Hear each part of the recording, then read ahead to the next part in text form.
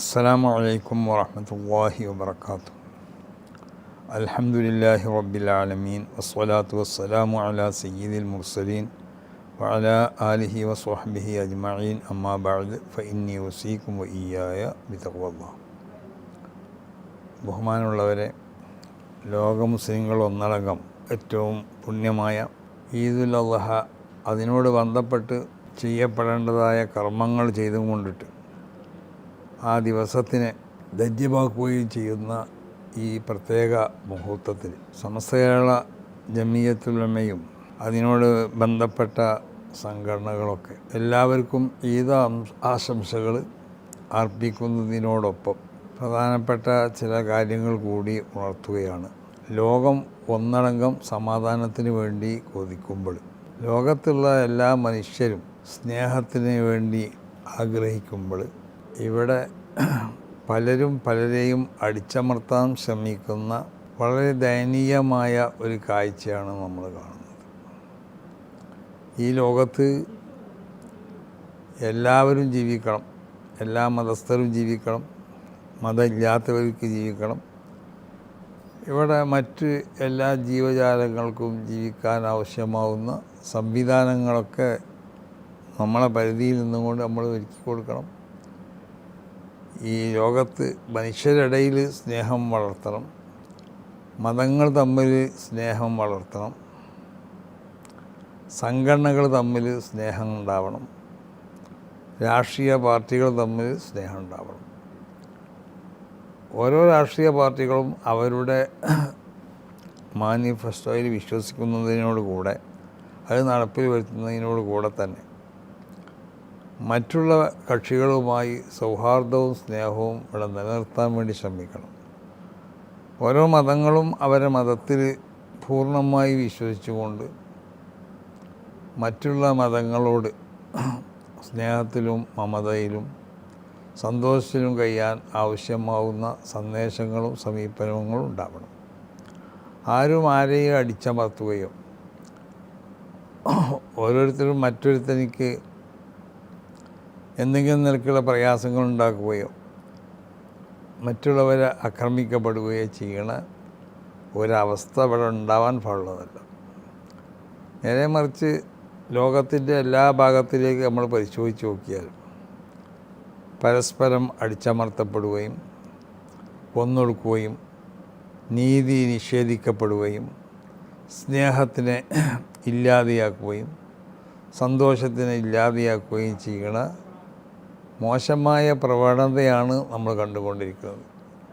അതിനൊരു ഉദാഹരണമാണല്ലോ ഫലസ്തീൻ.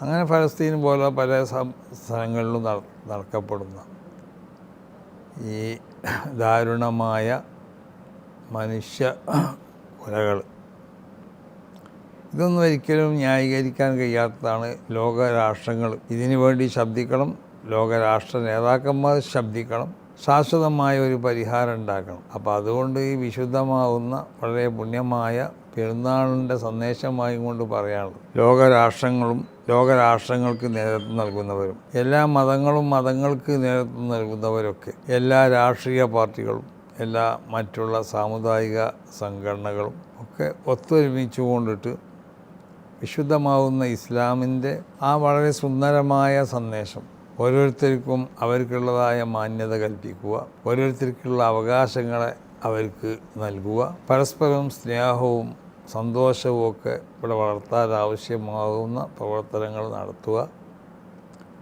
ഇതിനൊക്കെ വിളിച്ചോതുന്ന ഒരു പ്രത്യേകമാവുന്ന ഒരു ദിനമാണ് വിശുദ്ധമാവുന്ന ഹജ്ജിനോട് ബന്ധപ്പെട്ട ദിവസങ്ങളും ബലിപെരുന്നാൾ ദിവസങ്ങളൊക്കെ.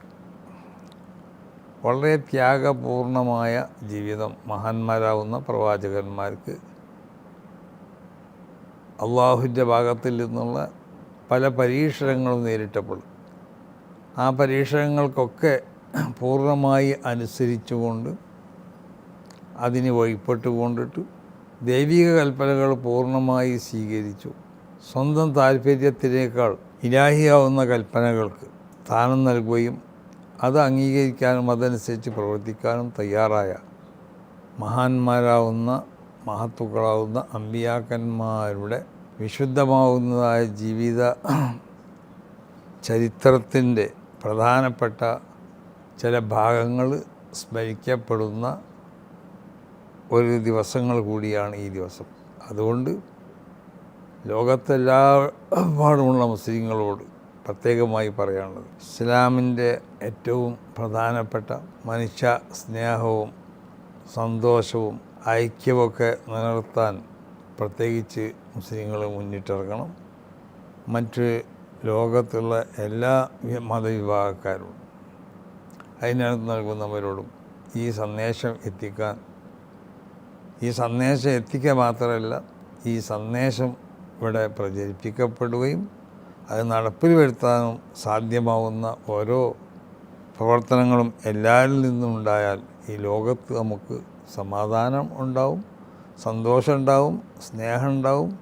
ജനങ്ങൾ ഓരോരുത്തരും വളരെ സന്തോഷത്തോടു കൂടെ, സ്നേഹത്തോടു കൂടെ, സമാധാനത്തോടു കൂടി ജീവിക്കുന്ന ഒരു വലിയൊരു അന്തരീക്ഷം നമുക്കിവിടെ സൃഷ്ടിക്കാൻ കഴിയും. അതുകൊണ്ട് ആരും ആരെയും അടിച്ചമർത്താതെയും മറ്റുള്ളവർക്കുള്ള അവകാശങ്ങളെ ധ്വംസിക്കാതെയും എല്ലാവർക്കും വേണ്ടപ്പെട്ട നിലക്ക് എല്ലാവർക്കുമുള്ള അവകാശങ്ങൾ അംഗീകരിച്ചു കൊടുത്തുകൊണ്ടിട്ട് ഓരോരുത്തരോടുള്ള സ്നേഹങ്ങളും സന്തോഷങ്ങളൊക്കെ പൂർണ്ണമായി നിലനിർത്തിക്കൊണ്ടിട്ട് ഈ രാജ്യത്തിന്, ഈ ലോകത്തുള്ള ജനങ്ങൾക്ക് സമാധാനവും സ്നേഹമൊക്കെ നൽകാൻ ആവശ്യമാവുന്ന പ്രവർത്തനങ്ങൾ നേതൃത്വം നൽകുന്ന എല്ലാവരുടെ ഭാഗത്തുനിന്നും ഉണ്ടാവണമെന്ന് പ്രത്യേകമായി കൊണ്ട് ഈ സുദിനത്തിൽ സന്ദേശം എല്ലാവരെയും അറിയിച്ചുകൊണ്ട് ഞാൻ അവസാനിപ്പിക്കുന്നു.